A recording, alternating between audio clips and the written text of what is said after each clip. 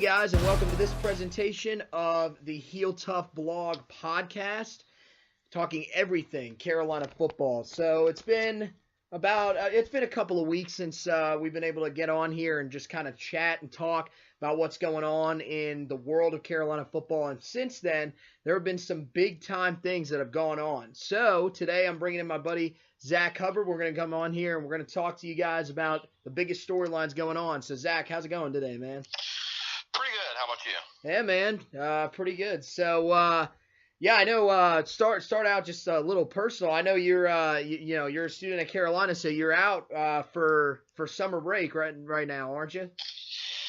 Yeah. Graduation's actually this coming Sunday, so myself and all the other seniors will be finishing our education at Carolina. So it's certainly a happy time around Chapel Hill. There you go, man. Hey, congratulations from all of us here, and I know you're going to go on to do big and better things, man. So it's going to be awesome for you.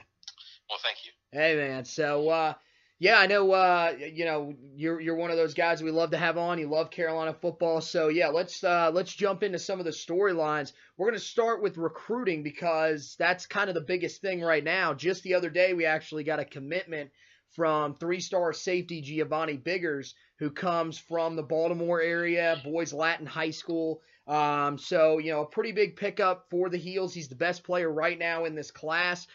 Just some measurements things on him. Listed online at 6 foot 170, but I talked to his coach yesterday, so it could be a little bit. He might be a little bit bigger as of right now. Last year, 39 tackles and an interception in 7 games that were listed on Max Preps. I think those numbers might be a little bit higher. But I did end up watching his tape, and there's definitely some things that are there. Just on the surface, what do you think about bringing in Giovanni Biggers, and what do you think that does, at least to hopefully get the momentum rolling in this 2019 class? Well, I think it's a great pickup. It's certainly a guy that, after looking at the measurables and watching his film, is a guy that I liked. I mean, the main knock that people have already found is that he ran a 40 time his sophomore year that was in about the 5 flat area. But reading the article that you put on the blog about the things that his coaches have said, and then just looking at the film, obviously that's not the case. Right. This is a guy that has great speed, great finishing, great tackling on the ball carrier, but certainly can play in space as well. May not have the one concern that I saw from watching his film is I'm not sure as of right now that he has the best hands, but that's somewhat to be expected. I mean, he was playing at linebacker, I believe, his sophomore year, just because they had a lot of veterans on that team in the secondary. Right. So he's really still learning the position, but his size is great. I really like the tools that he brings to the table. And also, despite him as a player, just him being in that area with the guys that UNC has brought on the staff and with the increased presence sort of in that area within what they call the DMV, which is, D.C., Maryland, right, Virginia, into Pennsylvania, New Jersey. It's great to go ahead and get a guy in there because North Carolina is looking to get, or is courting several guys kind of within that East Coast area outside of the traditional recruiting field. So it's great to just go ahead and get a guy in that area to have some familiarity there to build further on into this class. Yeah, and I mean, we've seen it really if you've been keeping up with the offers, which I know you probably have. I mean, that Baltimore area is an area we are starting to hit hard with offers, and it's a talented area. So, that DMV area, we've dipped in there before, and we've come out with a lot of success. Now, the guys that are recruiting for us, like Robert Gillespie, like Henry Baker, and of course, Tommy Thigpen, they've recruited there before. So yeah, they're dipping into there, and they've been offering, the state of Georgia has been hit hard over the past couple of weeks, and same thing with Florida. So it seems like those are the focal areas right now. And, with Biggers, they did a great job. I mean, they offered him, if I remember correctly, it was at the end of March, and we have his commitment here in early May. So that's a great job done by the coaching staff to get on it quick and really seal the deal. I mean, you talked about his tape. Yeah, I really liked what I saw. I think, that 5 flat, that may have just been a bad day for him. And again, you said that he ran it his sophomore year. And, I talked to the coach yesterday, and he told me, he did have to play outside linebacker because, there was just so much talent that they had in the secondary when he was a sophomore. So, I think that might be a little misleading. I think he plays faster than he's going to test. And I mean, from what I watched, his closing speed is amazing. His ability to get from, he's at least 10 yards deep from the line of scrimmage, maybe a little bit closer. He might be about 8 yards deep, but his ability to get a runner back down in the backfield or at the line of scrimmage is amazing. And the concerns about his hands, I think they might be somewhat justified, but at the same time, I don't know if maybe it's just that's not, the thing he likes to show on tape. I think he really wants to play the safety position, so he puts a lot of hard hits and a lot of his run support tackling on tape. Because what the coach told me, Coach Richie Shell, who coaches up there, great guy, he told me that Boston College actually wanted him to play corner. So to me, that seems like there's got to be something there if they're wanting you to play corner. You can't have horrible hands to play corner. So I don't think his hands are that bad, but it's definitely something to keep an eye on going forward. So that's definitely a good pickup for us here. I was definitely happy with what we've done so far, especially because that is a Tommy Thigpen guy. So. The other one that I wanted to talk about, this one was at the end of April, so a little bit of time has passed. I wanted to ask you, I know you probably saw it again, the 2-star long snapper, Drew Little, who plays at North Stanley High School in New London, North Carolina. We flipped him back on April 29th. 5'11", 225. The big thing is who we flipped him from. We flipped him from NC State. Now, I wrote an article, I posted it, and in some of the groups, I've gotten feedback from people that have said, look, man, it's a long snapper. Why are you trying to hype us up over a long snapper? So I want you to try to help me out here.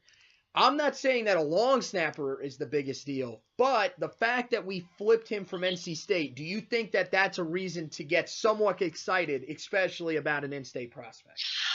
I think absolutely, and I don't think people should discount him being a long snapper either. I mean, he is a long snapper, but he's the number 2 long snapper in the nation. I mean, that's not a big deal, and obviously long snapper's not, I guess you'd say, the most interesting of positions as compared to maybe the skill positions or what have you.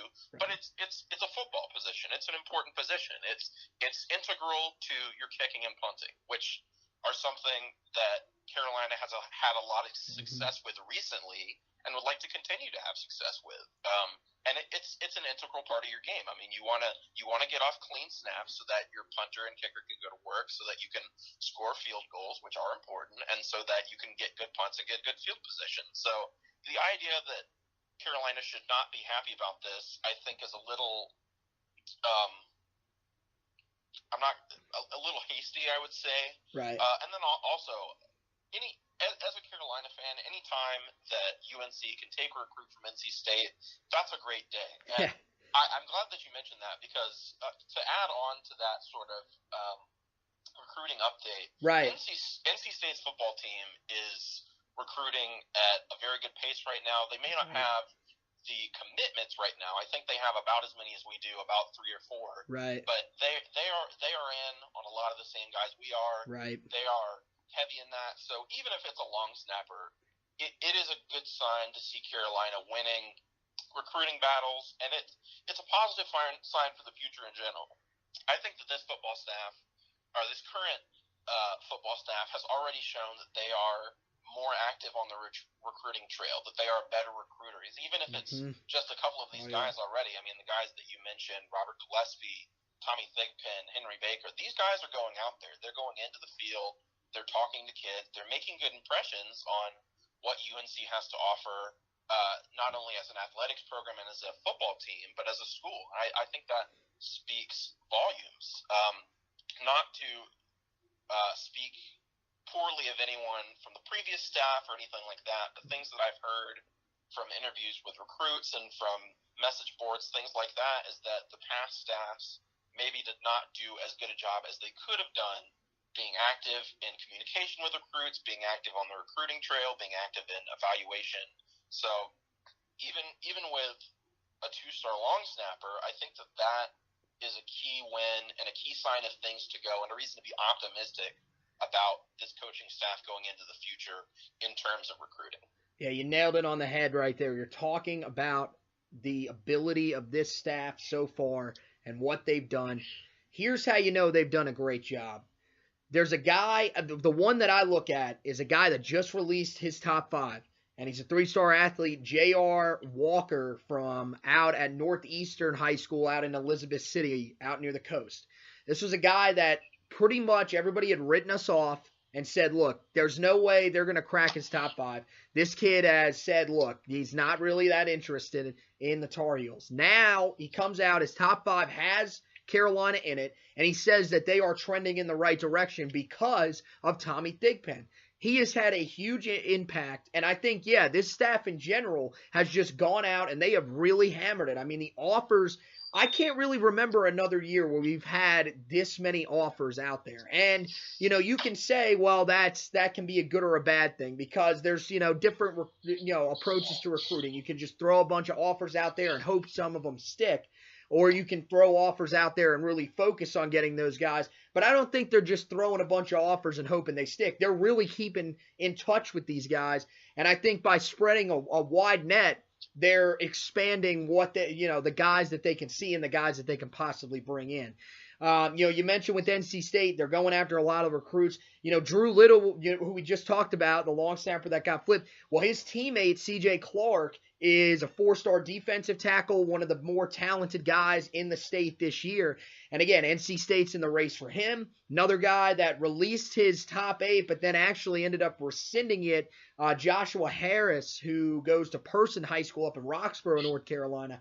The reason why probably is because Bama offered. But again, NC State was there. So you hit it right on the head. Right now, anything that we can do against NC State, whether I don't care if we're flipping, you know, a towel boy at this point, we have got to be able to show that, hey, you know, we're recruiting on the level that State is, because right now they are recruiting very well. There's nobody, I don't care what any Tar Heel fan says, you've got to look and realize that they are doing a great job, and so is Duke to this point in this class. So, you know, I think we've got some momentum going though, and that's the good thing. So, yeah, anything else you wanted to touch on in recruiting real quick? Yeah, I just wanted to second that and say that, like you said, very quickly, I mean, this is a staff that's getting back in on a lot of guys that were written off as Carolina takes or races that Carolina was competitive in. I mean, you have J.R. Walker that you mentioned, and also one that's recently becoming more of Carolina's trying to get back into the race is Savion Jackson out of Clayton. I mean, he's a top 40, top 50 type of guy that's visited Carolina very recently. A lot of earlier guys wrote him off as either a South Carolina or an NC State guy. Carolina's getting back into the race. And then to finish up, I mean, you mentioned Duke. Duke has a very early lead with a lot of in-state guys. Right. Like running back Zonovan Knight and wide receiver Donovan Green, and then a couple of corners such as Tony Davis and Isaiah Kemp. And UNC is getting in on a lot of these guys and are saying, look at what we've done, look at what's going on here. And guys are responding. I mean, these are guys that committed early on to Duke, but are now very publicly taking second looks at a lot of other programs, including UNC. So, like you said, this is a staff and this is a program that is a lot more aggressive on the recruiting trail and is doing a lot of this work earlier on, which I think will help in the long run. Right. So yeah, we'll move on from recruiting. We could we could sit there and just talk about recruiting all day if we really wanted to. So, you know, turning to one of the guys that actually we recruited this past year, our biggest recruit this past year, Jordyn Adams. We all know what's pretty much going on with his situation. He's got a decision coming up. It's either Major League Baseball or college football. So, I mean, you look at it right now, The draft is under a month away. It takes place June 4th through June 6th.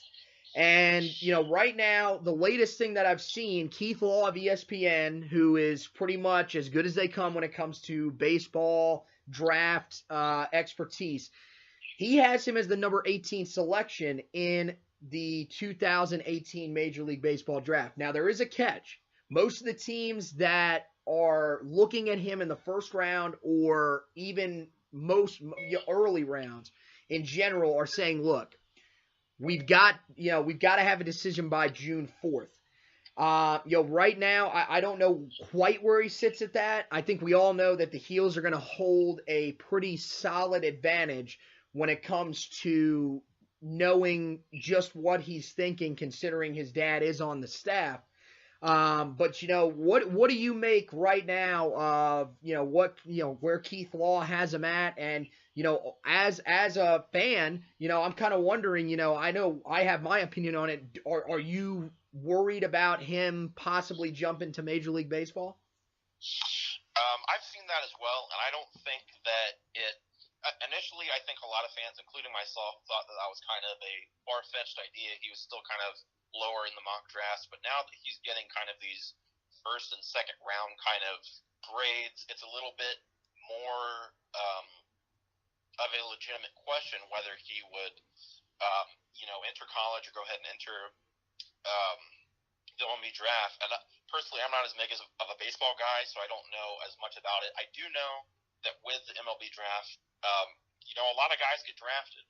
Right. So it's not uncommon for guys, even guys that have little to no interest in it, to be drafted. But yet again, we're talking about a guy that could be a first rounder. So it would not be surprising if he decided to forego his college career and go ahead into the draft. But also, I think that there are many benefits to him staying in college, besides just that you and I and every other Carolina fan would like him to. Right. There's a benefit for him going to college. There's the education. There's the proximity with his dad being on the staff. There's the experience that he can gain just as players in both college baseball and college football. Mm-hmm. And this was a guy that, coming out of high school, a lot of people saw as someone that could thrive at both sports. And I don't think that his draft stock in either sport would necessarily fall for him going into college. So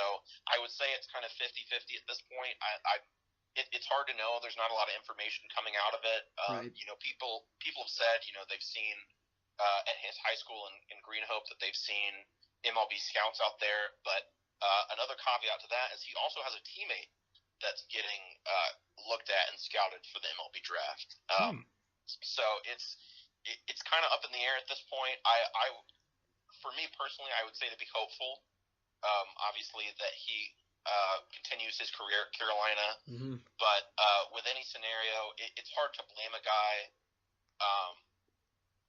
for wanting to go out and receive monetary compensation for the thing that for their passion, right, for what they put their energy into. So I think in any scenario, it's also important to note that Carolina also has two other very good wide receivers coming in this year, in De'Ami Brown and Antoine Green. So I think that UNC will certainly be fine regardless. He's obviously a special player and a player that myself and I'm sure you would like to see in Carolina blue. But I think everything will be okay no matter what his decision is. Yeah, I mean, for sure, anybody that's a Tar Heel fan, we want to see him out there because we've seen the tape, we've seen him, in if you've watched, some of the games that he's played in when it comes to these like the bowl games that they have for high school players, so like the U.S. Army All-American game, I know he was in. You've seen and you've heard coming out of these camps that, look, this kid is legit. This kid comes in here and competes with the best in his class. Of course we're going to want him on campus. And the thing about Major League Baseball is, there's an opportunity to go pro in something that he loves. I know he loves baseball. I know he loves both sports. So, just looking at, his Twitter account in general, just seeing some of the stuff he's tweeted, I can tell he's having a tough time with the decision. So, I hate it for him because I feel like he is worried about letting people down. And, I at least from me, look, you've got to do what's best for you. We're not the ones that need to determine your future. And that's something that I think fans have to realize. Most of the time with any of these recruits, you see them tweeting at these recruits, and it's like, man, they've got to make the decision that's best for them. I mean, what is the best decision for him is kind of confusing. I mean, you look at his stats in baseball. I mean, the kid's batting .473 with 2 home runs, 33 RBIs, and he's got 31 stolen bases. That's ridiculous. Those are great numbers. The concern is how, the step up from the high school level straight to the major leagues. Now, it'll probably be minor league. He'll probably start out in single A and have to work his way up. But the question is, will he be able to adjust and be, extremely successful is something that you kind of wonder.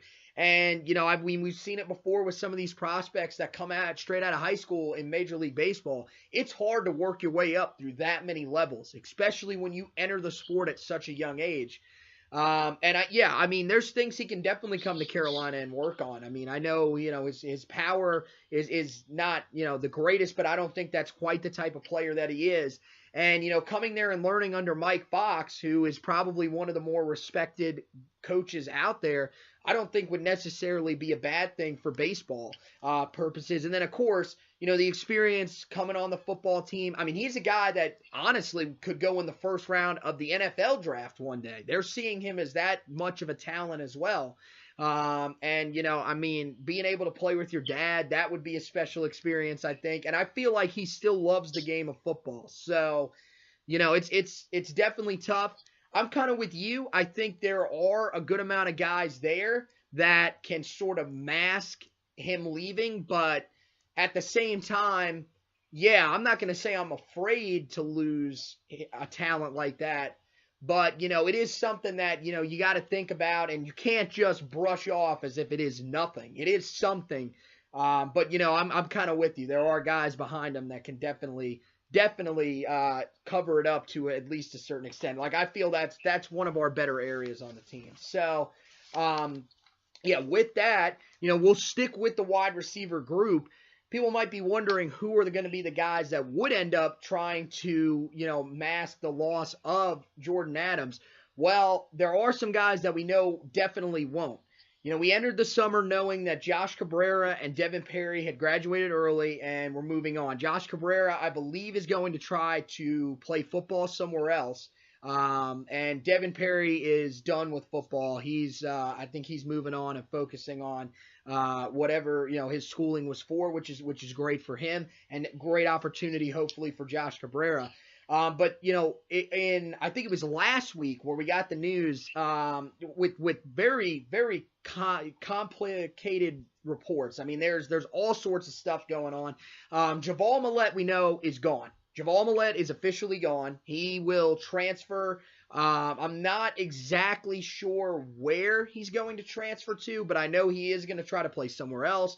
Messy situation there where apparently he has been online complaining about Gunther Brewer and how he was unfair to him. He was kind of pushed down on the depth chart, and he feels like, or at least I know there was someone that was commenting that he apparently had been saying how he felt like he was just as good of a talent as Anthony Ratliff-Williams, and that, he got pushed down the depth chart and kind of left for broke. I don't know what to make of that situation. I'm not going to try to involve myself in that at all.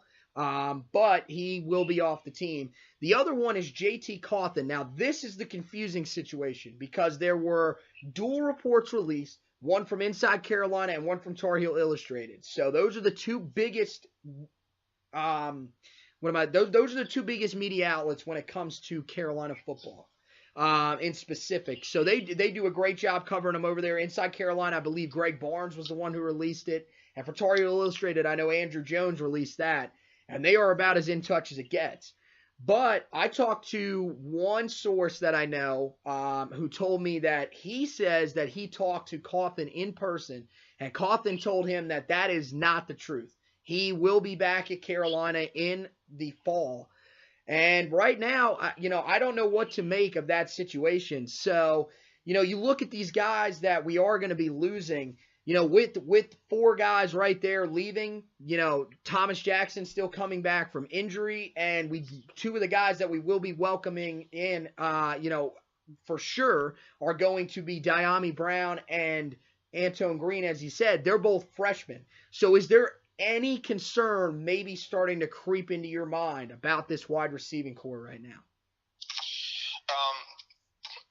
I would not say that there's concern, because I do think that there's already a lot of talent here and a lot of young talent. I mean, we already know what Anthony Ratliff-Williams is giving us, but right. I mean, the two guys out of spring that were kind of vying for those two other wide receiver spots were Daz Newsome and Bo Corrales, right, that are both underclassmen. And then you had early entrant freshman Diami Brown that was already pushing for a second string spot. So I certainly think that this is a good wide receiver core, and there's a lot of youth, and a lot of youth is kind of moving to the top of that. So I think that explains part of some of these transfers that we may be seeing. I've seen the same thing. I've seen conflicting reports on JT Cochran, so I'm kind of waiting to see what becomes of that. But it certainly surprised me that he was a guy that could potentially transfer, because he was a guy that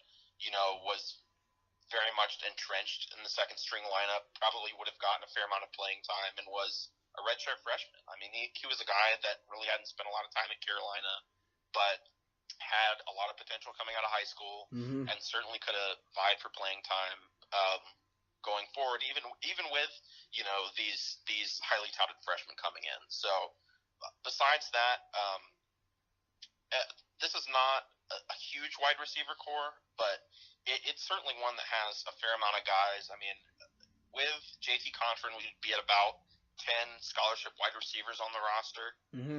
Without him, we'd be at about 9. But I've seen a rumor, and I want to preface this by saying that this is very much something that is unverified, that is not based on anything that I've heard from any official source, but there are contemplations, I will call them, that JT Cochran's status is kind of depending on the Jordyn Adams decision, there's kind of some nervousness surrounding, playing time if Jordyn stays and joins the team in the fall, and kind of will perceivably entrench himself into the two deep. I mean, we know what talent he has coming in. I don't know if that's the case. I don't think that it should be the case, honestly. I think that these are both guys that'll compete playing time within this two deep. And I mean, you have Thomas Jackson that's coming back from injury, but we don't know where his spot's going to be in the two deep. We have guys like Runtavius Groves and Roscoe Johnson that are looking for playing time. So with the sheer number of guys that we have, I don't think that it's if I were a wide receiver, I wouldn't feel at this point like I need to. If I was in JT Cochran's position as a redshirt freshman, I would feel that I still have time to prove myself. But that's just my opinion. If like we've said before, it's the best choice for the individual is what's important. So I'm not worried about it per se. And I think it's also important to note, as we mentioned before with the recruiting, is that UNC, as always, is still recruiting wide receivers in this 2019 class and in the 2020 class. So it's not something that's necessarily a concern. And like we've said before, this is arguably one of the most talented positions on the roster. Right. I don't think that wide receiver is really the concern on the team or on the offense. So I wouldn't say it's a concern. I think that based on the things that you said and other things I've heard, I think Javon Millette transferring was pretty easy, pretty cut and dry. Right. But we'll see what happens with JT Cochran. And as I said before, obviously what I support is whatever he feels is best for himself, and I think that we'll do well with or without him in terms of wide receivers. That was interesting what you said there, and that was something that I hadn't really thought about, but when you said it, yeah, that kind of does make some sense. I saw, and at one point I know he was running with the ones during spring practice, so he did see a good amount of playing time in spring. And you brought it up. Look, Thomas Jackson's coming back from injury. Rontavious Toe Groves is coming back from back-to-back gruesome injuries to the knee. We don't know exactly what he's going to be. Roscoe Johnson has been extremely hit and miss. So I think, there's a playing time available. It's there. I think he could, he's one of those guys that could take it. And I was expecting him to be one of those guys that could have a breakout year this year. Now, the thing that, we've got to kind of note is, look, we don't know for sure that transferring is about playing time. He can have a family issue. I know he lives right in this local area. He used to play at Cuthbertson High School. I've went and seen him before. So, I know his family and everything like that. I'm not sure if anything is wrong with the family or what, but there could be something going on. So we need to take that into account if he does end up transferring. Don't say, oh, he's just transferring because he's not getting playing time. You don't know this, we don't know the situation 100% unless he actually reveals the situation. So, if it does end up being for playing time, I can even understand that. But, we'll have to wait and see. So, that's anything else you really want to touch on at the wide receiver? I think that's pretty much it there, No, I'd agree. I mean, it's a wait-and-see situation, and UNT should be good at wide receiver in the coming years, regardless of the outcomes of things that we've discussed today. Right. So, all right. So, the last thing that we're going to talk about, and, I do have an interview coming up. You guys will hear that right after we finish this segment right here. Is the draft and offseason moves from the Tar Heels. So as you guys know, the NFL draft, of course, finished up little over just almost 2 weeks now. So it's been a little bit of time between here. So we've had time to kind of let these draft picks sink in. For your NFL teams, I'm sure you've got your opinions, your grades that you want to do. But from a Tar Heel perspective, we look at it and, I think we were kind of shocked by the fact that we did have 3 guys drafted. It looked like going into day 3, okay, we probably were going to come out with MJ Stewart, and the rest of the guys were probably going to go as undrafted free agents. And that was okay because we've seen that in the past, undrafted free agents have fared better than some of the late round picks. But instead, we get 2 guys selected in the 7th round. So, of course, the one that we're talking about early is MJ Stewart, selected with the 53rd pick in the 2nd round to Tampa Bay, one of those ones that I really liked. Andre Smith then goes in the 7th round to the Carolina Panthers, and Austin Proehl in the 7th round as well. Not Mr. Irrelevant, second to last there. He was almost Mr. Irrelevant, so unfortunately he doesn't get that title, but I don't think Austin really cares. He's ended up going to Buffalo, so that could be a good situation for him there. I know you probably watched the draft. Us football nerds, we love it. So, what did you make of the 3 guys that got drafted, and how did you like the fits with the teams that they landed with? I certainly liked the draft. I mean, it was, I think going into it, we thought that it was generally just going to be 2 guys drafted. I mean, most mock drafts only had MJ Stewart and Andre Smith, but I was very happy to see Austin Proehl get drafted. Mm-hmm. I mean, he was a guy that I think was a little underappreciated in college, not only on the national scene but at UNC. I think for a lot of us guys that are a little bit more in touch and in tune with the program, he was a guy that was a fan favorite. I mean, he was a guy that even in limited playing time showed some good burst there, had some good hands, was a really good route runner. Yep. So it was certainly something I was happy with. I thought Andre Smith might have gone a little bit higher, but the 7th round is not really unheard of given his career. I mean, he obviously showed some flashes, but maybe didn't have quite the volume of film that NFL teams would like to see in terms of an early entrant like himself. And then MJ Stewart was a guy that we saw mocked kind of in the first 3 rounds for a long time. So his pick was very much one that was kind of going as planned, and it's good to see as well. It's good to see Carolina, as always, get some of these kind of first couple round picks, and MJ is certainly a good fit there in Tampa Bay. They probably needed some help there in the secondary, and I think that MJ can go in and be someone that competes for playing time early. He's a guy that can play, not only outside corner, but probably will excel at inside corner there in the nickel position. He played a lot of that in college, and I think he has good skills there.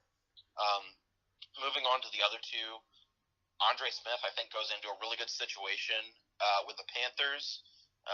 They have a great linebacking core, and they have a lot of guys that I think he can learn from. I mean, he is a younger guy out here. I think he was a redshirt sophomore, redshirt junior going into the draft. So I still think that despite, obviously, he has a lot of talent, I still think that he has things to work on in terms of his technique in kind of to become that more complete middle linebacker. And I think he has some great guys to learn from there in Charlotte. And then Austin Proehl, I think that he can be a good weapon. I think he can do a lot of what people thought that I'll just touch on real quick. The people thought that Ryan Switzer would do in Dallas. Now we've seen that he's moved on to the Oakland Raiders, but I think that Austin Proehl is a guy that hopefully can go in and have an impact, maybe not an early impact, but can show his skills, can kind of fight for a roster spot there. Yeah, I mean, I agree with you 100% on Proehl for sure. That's the guy that I think was undervalued in the draft, specifically because of the injuries that he suffered this year, which limited his playing time. Because we saw last year there was a lot of upside on him, and he was a kid that, according to one guy that I talked to, I know he had been pushed probably into the 5th round as kind of his floor and could have been seen as a guy that had a ceiling of possibly a day 2 pick entering this season, because they thought he was going to take it to the next level, and it looked like he was going to be able to do that until the injury struck. So that's one of those guys that I think might be, when they look back on the draft, if he ends up making the roster there in Buffalo, which I feel he has a real shot to, that could be one of those guys that's a real steal. Andre Smith, I totally agree with you. The guy he's got to learn from is Thomas Davis. That is a guy that I think he could resemble very much if he is able to develop his skill set. I think he's got a very similar skill set. He's seen as a guy that's, a thumper. He's going to hit you hard. And the good thing about him, he's got great special teams value, similar to Thomas Davis. So, that's an area that, I agree. That's a place where he can learn. I think he's got a real shot, and I think he can make the roster and potentially have an early impact. I think him along, they did draft a guy in the 5th round in Jermaine Carter Jr., but that's a guy out of Maryland that not a lot of people know a ton about. Andre Smith's a little more of a known commodity, and they're kind of seen as on the same level. Even though he was drafted in the 5th round, he's not seen as a guy that has to stay on the roster. So he could battle him for a chance to make the roster and potentially play with Thomas Davis being suspended for the first 4 games there in Carolina. So he could get some early playing time. And MJ Stewart, man, they're pretty much already saying that he's going to see time out there. The secondary last year for the Tampa Bay Buccaneers was horrific. They had the worst pass defense in the league yards-wise. So I'm going to tell you right now, MJ Stewart's going to see his time there early. Nickel corner for sure. He's one of the better tacklers out of that position that we've seen. But, it's like I tell everybody that I talk to, these draft experts and everything, look, this kid can play on the outside. His pass deflections numbers show you that. He did it pretty much his entire career. He has such a great ability to adjust to wherever he is at. When he's on the outside, he does a great job of being able to play that off coverage out of the zone. And then when he's at that nickelback spot, he just does a great job in run support, and his closing speed is what makes him a difference maker. That's going to show up at the next level as well. It's not just going to go away. So I feel like he has a chance to have a real big impact. I know you saw some of the other guys that end up going as undrafted free agents. I just wanted to ask you real quick, who do you think is in the best situation? Who do you think has a chance to make the rosters? Bentley Spain's out in New York with the Jets, Kason Collins with Miami, Donnie Miles in Atlanta with Cam Dillard as well, joining them there.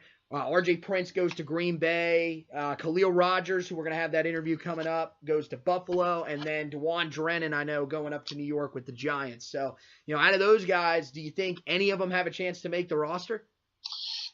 Without being probably as dedicated an expert of, all of the NFL rosters as you, I'll just go basically on the guys that I think were the best prospects out of these undrafted free agents. And that would probably be, for me, that would be a tie between Kason Collins and Donnie Miles. I think Donnie Miles has had a really good career in the UNC secondary, was a guy that really held down one of those safety spots over the year. And Kason Collins specifically this year, I mean, with having the injuries that we had, specifically with Andre Smith, he was asked to have a bigger role this year.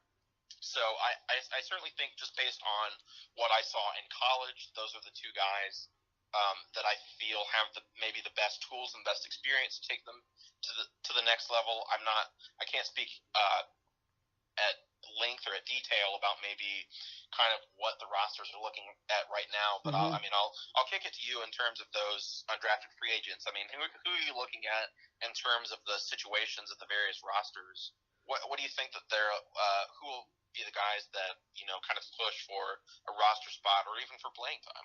Well, yeah, I'm the guy, you said it, Donnie Miles is probably the guy, because you look at Donnie Miles and his ability out of that safety spot it's really focused on being a great run defender. So to me, I wrote about it in an article. I think that he has the ability to play in so many different spots. He could play as that strong safety if you need him to play there.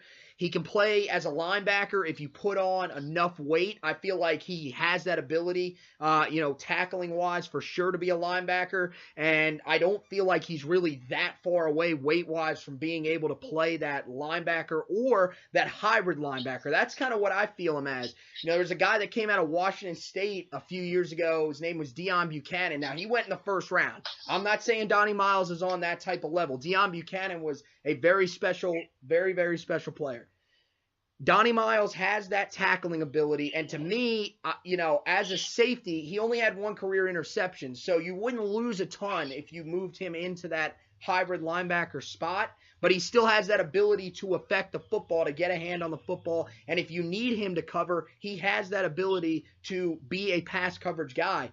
To me, that's the guy that has the best chance, because I feel like there's opportunity in the Atlanta secondary, and I feel like his talent really is there.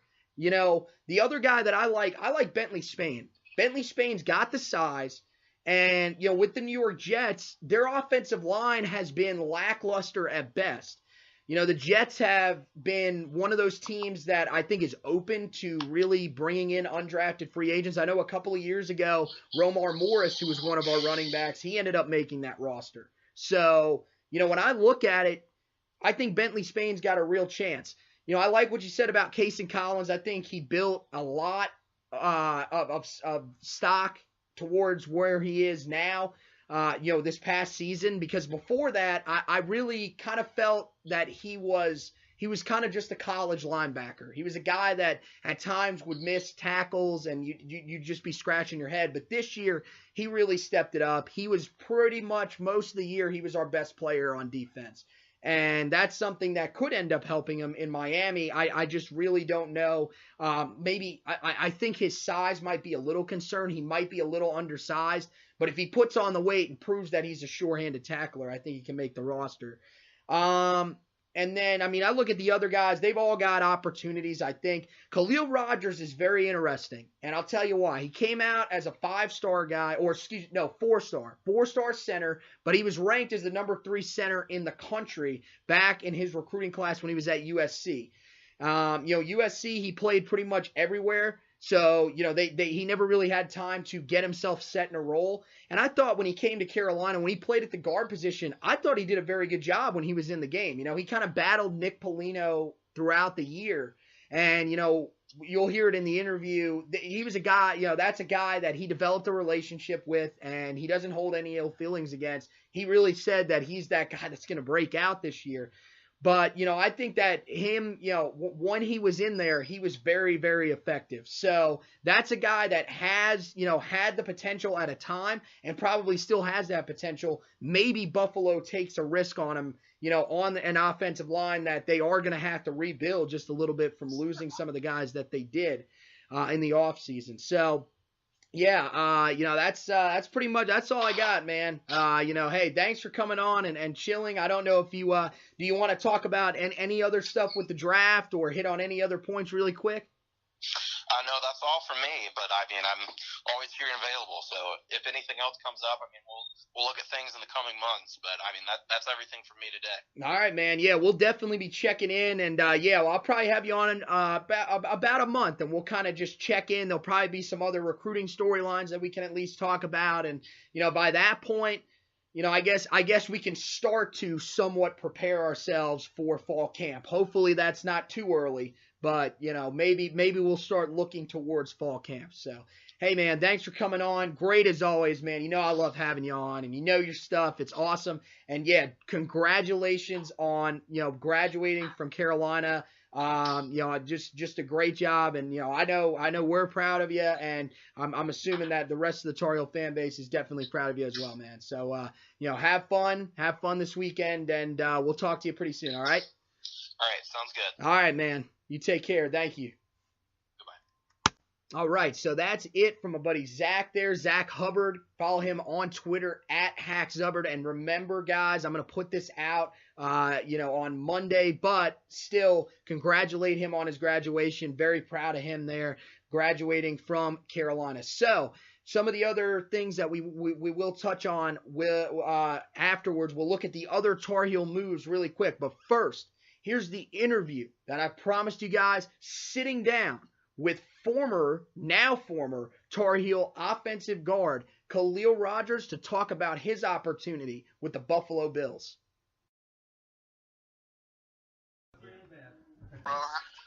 everything is well. Just got done training, so it's perfect. All right, man. So, yeah, hey, thanks for getting the time. Hey, and I saw your message, man. Don't worry about it. Trust me. I totally understand. You've been moving. You got your son. So, yeah, you got a whole bunch of things going on, man. So, mind if I ask you a couple questions real quick? Yeah. Hey, so, you started your career at USC, and we're kind of all over the place there, starting 6 games at center, 4 games at guard, and you even played a little bit on the defensive side of the ball. So, in your time at USC, how were you able to deal with all that adversity that you kind of went through? Well, just believing in my teammates and believing in myself, during my time at USC, I experienced 4 different head coaches and 5 different offensive line coaches. So it was kind of a double-edged sword where I had to get used to each coach, but at the same time learning different systems. So it kind of helped out in the end. Yeah, and then last offseason, of course, you decided to transfer to Carolina. What was what kind of influenced your choice to come to Chapel Hill and to be a part of what we, have going up there? Well, I just felt at that time my situation at USC, I didn't see myself being the guy there no longer. So I felt as though that I believed in myself, and I felt that I needed another shot at another program. And when North Carolina reached out, I looked at the situation, thought it was perfect for me. So I thought it was the best option for me. It was closer to home on the East Coast. I enjoyed the coaches, Coach Fedora, Coach Cap, so I just felt like it was a great fit to me to make that transfer to North Carolina. Well, you weren't the only transfer last year. Cam Dillard also transferred from Florida. Did you guys kind of have a connection because you guys were transfers on the offensive line? We definitely had a connection, coming from like big time like programs like USC and Florida, and playing in those conferences. He understands basically what goes on playing an offensive line in those type leagues, So we kind of had a common understanding that this is our last shot and we have to do what we have to do, to possibly make a team at the end of the year. So he definitely understand the grind and understand where I came from and where he was coming from. So I think that's why we kind of gelled and we're best buds now. So Yeah, man. One of the moments that I think kind of stands out for you, you were selected as a team captain for the game against Virginia. How special was that experience for you, and how did you find out that you were going to be a captain before that game? Well, I always bring a certain attitude to me in practice, and I've been told over the years that it elevates everybody else's game. So, and it's always been at Carolina. I would bring a certain attitude to practice, and guys would see it. So it just came that week that the coaches were just like, hey, we love what you bring to the table every week, and it's time that you get noticed for it. And especially coming back off my little retirement deal, I had to prove to my teammates, like I'm here for good, and I'm gonna give you all that I got. So I always had that mentality in practice and in games. So they finally seen it, and they wanted to make sure that I was acknowledged for it on the Virginia week. Yeah, that's an awesome experience. I mean, that's got to be one of the main memories that stands out for you. Are there any other real moments that you're definitely going to remember from your year at Carolina? Definitely, because it wasn't a winning season, but it was definitely a lot of great moments that we had. Fighting adversity through all the injuries we had. That was a big kill to our season. So just fighting through the adversities and coming out on wins like against Pittsburgh up in the cold weather, fighting neck to neck with that team, and we end up coming out with a win. That was like one of the greatest memories of my college career, and definitely just being a captain for the Virginia game, and it's kind of weird, but fascinating at the same time as me playing Notre Dame in another stadium, because at USC they were like my main rivals, Right. And it was fascinating to play them as a North Carolina Tar Heel and still disliking them to the utmost. So that was pretty fascinating to do that. And I just think just meeting those guys, and just and gaining new friendships for a lifetime, man, it's been amazing for me, man. So just meeting those guys down there and Coach Fedora and Coach Captain, those guys, and having a long time friendship and relationship with those guys is some memories that is going to last forever for me. Yeah, now, you're getting ready to head to the NFL. Just got signed for training camp with the Buffalo Bills. So, just kind of walk me through, what that feeling was when, you got that call from the Bills to say, hey, man, we want to have you in camp. Yeah, it was a blessing, I was talking with my agent, and the Buffalo Bills were actually like the number one team who actually needed, offensive linemen. So it kind of worked out for me, in the long run. So I feel blessed for the opportunity, and I just can't wait to go out there and show what I can do, And that's really all guys need is just one shot, Exactly, man. And you won't be the only Tar Heel going up there. You think that having Austin Proehl up there with you will kind of help having a familiar face? Austin Proehl, he matched my energy. I love AP, so it's going to be good to see him up there with me, That'll be a blessing for me. Yeah, man. So yeah, we're definitely wishing you the best, and that's an awesome opportunity for you. Last thing I wanted to ask you kind of focuses a little on your personal life. You do have a son that's 2 years old. What kind of influence has your son been for you, throughout your college career? He's been everything to me, like I've almost missed a game to see him born, so I'll drop anything in the world for him, And just since he's been here, he's just been the utmost blessing to me and my family, and he's definitely the reason why I grind, So everything I do is always him in the back of my mind and guiding me through the right directions, because at the end, it's all going to be a result of how it affects him and how he looks at things later on in life and see how I did things, So I just kind of take that into perspective and being an athlete, but also being the best dad as possible. Yeah, man. So, hey, thanks for doing this. Oh, I did want to ask you one other question, if you don't mind, real quick. Focusing on this year's offensive line, you're going to be the guy that's going to know, everything kind of the best about this team. Who are the guys that you think are going to step forward this year for Carolina on that offensive line? Well, I think Nick Polino is going to be the guy. Definitely interior wise. JJ McCargo, he's fresh off the shoulder injury, but I feel like he's coming back in the summer regain his strength back, and he's going to be a solid player. And Charlie Heck, of course, he's going to be one to remember. And the young guys like Marcus McKeithen, he's going to be a first rounder in a couple years. I guarantee you that. Oh, all right, yeah. Hey, that's something we want to hear, man. So. For real, seriously. Oh yeah, I'm looking forward to it. I mean, for sure. Yeah, I know Marcus is one of those guys that I was looking forward to. Billy Ross, I think that's a guy that could end up taking a step forward as well. So, yeah, man. Hey, thanks for doing this interview, man. Thanks for giving us just a little bit of your time, man. And hope everything goes well for you up there. We'll definitely try to keep in touch, and hopefully we'll have you back on the show sometime, man. No doubt, man. Hey, Appreciate man. You. No problem. Of course. You take care and good luck. All right, man. Yep, you too. All right.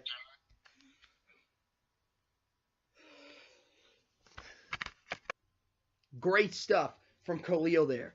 So, guys, I hope you enjoyed this. Let's cover some of the last-minute things that I wanted to go over, some of the other Tar Heel moves in the offseason. So we talked about the draft.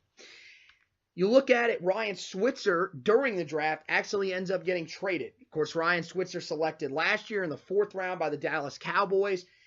There was a Pro Football Focus article that ends up getting released. He really wasn't too thrilled about being released from the Cowboys, but let's be real. Or traded from the Cowboys. Excuse me. Traded. Not released, traded. Get that? Let's make sure that we know that. My bad on that. He was traded in the middle of the draft. It was kind of something that I think we could all see coming when they ended up picking up Tavon Austin through trade earlier in the day. Kind of left us scratching our heads and wondering, okay, well, they've got Switzer there. Austin is a guy that can return the football. He's a slot receiver. Now, they say they're going to use him as a running back, but we'll see how that experiment works out. But, for Switzer, he gets traded to Oakland. He was connected to Dallas, clearly. He was drafted there. So, for that reason, I hate it for him.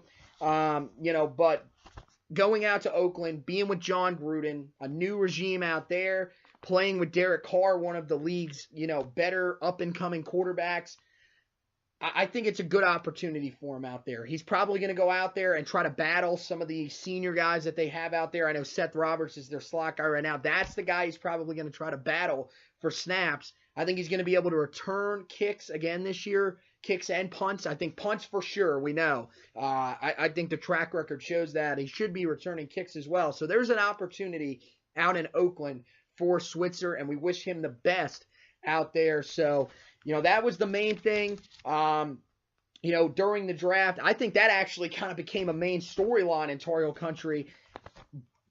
During the draft, when he gets traded on day 3. So, definitely a guy that, caught some headlines. One of the other ones that caught headlines, this one is more recent. Elijah Hood has ended up signing with the Carolina Panthers. So, the Panthers, they're going to bring in a new regime this year. Norv Turner is going to be their offensive coordinator. And he's always had these bigger backs in his offense. Elijah Hood ends up getting released from the Oakland Raiders, who we just talked about. He was part of their practice squad last year, never really found his niche there, in what was a loaded backfield out in Oakland. It still is a loaded backfield in Oakland. Now he's moving back to the Charlotte area to live in the area that he played his high school football. Now he's going to get a chance to play for the Carolina Panthers, a team that I feel like he's been pretty closely connected. I'm not sure on who he's a fan of exactly, but I'm assuming being, living in the Carolinas, you kind of grow at least a little bit fond of the Panthers in most respects. So, he comes back here. Now he's got a chance. Just yesterday, the Panthers released news that one of their running backs, it's a guy that's a depth running back, but Fozzie Whitaker, who is their guy that was going to battle for the number 3 running back spot behind the guys they already had there, Christian McCaffrey and C.J. Anderson. He ends up going down injured. So now Elijah Hood's going to have his chance. I feel like the way he runs is something that Norv Turner will really like to work with. And I feel like Norv Turner's getting a really, really good guy here when it comes to potential. There is a lot there. And, from everything I've heard, from the local area, from the guys that are on sports radio here at WFNZ who do a great job, they talked the other day about it to one of their reporters, and he said, look, there is some optimism around him. So Elijah Hood has a real shot to do something, here with the Carolina Panthers. We wish Elijah the best when it comes to that opportunity, and, coming into this preseason, he's going to have a real shot. So, one of the other storylines is going to be Chris Francis. Chris Francis, a former running back for the Tar Heels, he is playing football somewhere. I am not 100% sure on where it is. But I saw the other day he had posted it that he is back.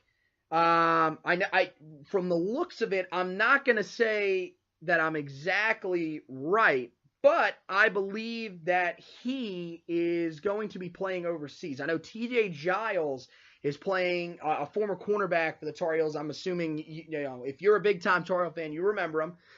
He played corner for us back, in the early 2010s to, I think 2010 might have actually been his last year, actually. I don't remember exactly. But he ends up, right now he plays over in Germany. Chris Francis, I saw, he had a jersey on. I know he's going through practice, and there he is right there. He will be playing for the Kiel Baltic Hurricanes. Now, I was looking this up, and I urge you guys to stick with me here. It is a German website, so I can't read exactly, but the name seems to be the Kiel Baltic Hurricanes over in the German league. So Chris Francis is back on the field. Again, we wish Chris the best in his opportunities, and that is something that I think we can all be proud of. Chris Francis was a guy that, never really got an opportunity to star at Carolina with just so much talent in that backfield that he was that he was a part of with Elijah Hood, Romar Morris, TJ Logan. He never really got his opportunity, but this is well deserved for Chris Francis, and we wish him the best over there with the Kiel Baltic Hurricanes. The last thing that I'll touch on is a former Tar Heel has officially retired from the CFL. That's right, Darian Durant, one of the greatest players in CFL history. He is going to be a Hall of Famer, mark my words. He ends up retiring. A great career for Darian Durant, including one Grey Cup victory. He, a guy that was, he had switched rosters again this past season, so I'm not, I think at that point it was kind of where he realized, look, this is pretty much the end of it. But an article released today says that the Winnipeg Blue Bombers were sort of caught off guard by the fact that he is retiring. But Darian Durant is officially retiring from the CFL, so that's something that I think we're all gonna congratulate him for a great career. You look at it, his numbers are pretty self-explanatory. He threw for 31,740 yards, 167 touchdowns in his career to 115 interceptions. Of course, in his time at Carolina, he was the star quarterback, battled or shared time with Ronald Curry during the 2001 season, and then took over from there, was the starting quarterback all the way up until 2004. One of the most successful quarterbacks in Carolina history, and one of the most successful quarterbacks in CFL history, as he won a championship with the Saskatchewan Roughriders. So we wish Darian the best in his endeavors here as he heads into retirement. Guys, I want to thank you for listening to the podcast. Anybody that is already subscribed, thank you so much. If you're not subscribed but you love what you're hearing, we're on Spreaker. Subscribe on Spreaker. We're going to be putting out episodes as regularly as possible when it comes during the regular season. Right now in the off season, it's still a little bit tough, and I am going to be going through an internship for schooling, so it will be hit or miss, but I'm going to try to put out a decent amount of content, over these next couple of months throughout the summer. And once we get pretty much into that late July, early August period, we're going to be hitting it hard. Fall camp will start, and we will be looking at position breakdowns. Guys, check out the blog as well. Great stuff on the Heel Tough blog, talking Jordyn Adams, all these things that we just talked about. There are articles up online about him right now. Read about Giovanni Bigger's commitment, what his commitment means. Read about what his coach, Richie Shell, said about him, trying to get a feel of what this kid is all about. Recruiting is always going to be up there. All sorts of stuff on recruiting there. I'm going to be putting up my initial scouting list for this coming year. Who are the guys that I will potentially be going on the road to scout this upcoming season, including a potential surprise guy. My friend's moving up to Belpre, Ohio, small town up in Ohio, and just about an hour and 45 minutes away from that is Darnell Wright, the offensive tackle at Huntington High School in Huntington, West Virginia. This kid's a 5-star, so there is a potential that will be on the schedule to get scouted. So check that out. That'll be up soon, guys. And, as I said, if you're subscribed, thank you. If not, Spreaker, you can subscribe. iTunes, you can subscribe. If you got an Android phone, Google Play has it. Subscribe on there. I know that SoundCloud, I think some of the episodes haven't been able to be uploaded. If you want to subscribe to the YouTube page, it also posts to there. There will be no video with it. It's just the sound on there. But if you guys really want to hear it, go ahead and subscribe on there. Thank you for listening. And as always, go Tar Heels.